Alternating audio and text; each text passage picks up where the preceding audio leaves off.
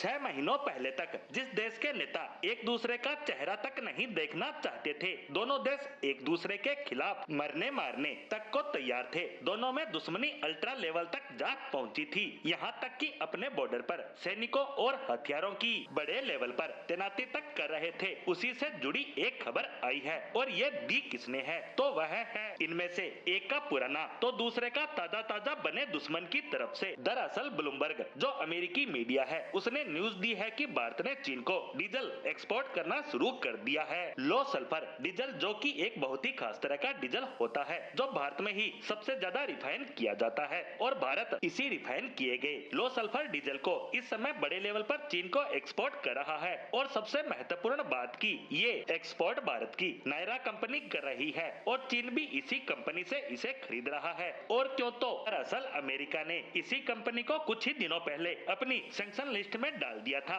पिछले दिनों इस पर रूसी कच्चा तेल खरीदने को प्रतिबंध लगाया गया था और चीन इसी नायरा कंपनी से भारी मात्रा में डीजल की खरीद करना शुरू कर चुका है। और वो भी सिर्फ डोनाल्ड ट्रंप को दिखाने या चिढ़ाने के लिए नहीं, बल्कि ये एक भारी भरकम शिपमेंट है, यानी 7.5 लाख बैरल की पहली शिपमेंट भेजी गई है। हालांकि अब आप कहेंगे कि चीन भारत से ही इसे क्यों खरीद रहा है, वो डायरेक्टली रूस से भी तो ले सकता है, जो आपस में बॉर्डर भी शेयर करते हैं, तो उन्हें यह सस्ता ही पड़ेगा। तो बता दूं कि रूस का कच्चा तेल, जिसे उराल कहा जाता है, इसे रिफाइन करना बिल्कुल भी आसान काम नहीं है। ये बहुत ही हाईटेक टेक्नोलॉजी से रिफाइन किया जा सकता है, क्योंकि इसमें सल्फर बड़े लेवल पर होता है और भारत में यह सब बेहद आसान है। भारत तेल रिफाइन के मामले में वर्ल्ड किंग है। चीन अमेरिका भी हमसे पीछे है। ऐसे में चीन भारत आया है और वह इसके बदले सिर्फ पैसे ही नहीं दे रहा, बल्कि भारत की मदद भी कर रहा है। दरअसल खबर आई है कि चीन ने भारत के लिए यूरिया एक्सपोर्ट में डील दे दी है। दरअसल रूस पर अमेरिकी प्रतिबंधों के कारण दुनिया भर में फर्टिलाइजर की कमी बनी हुई है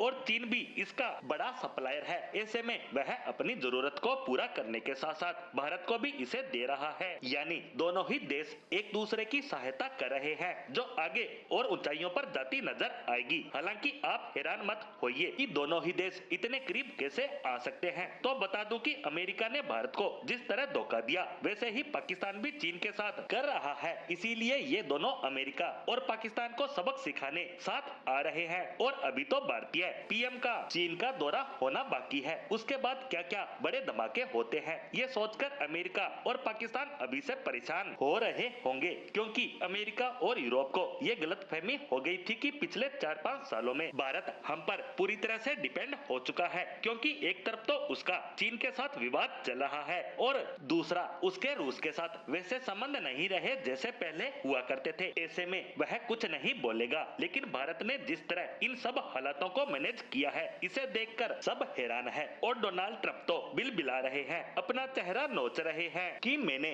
इनसे पंगा लेने की गलती कैसे कर दी।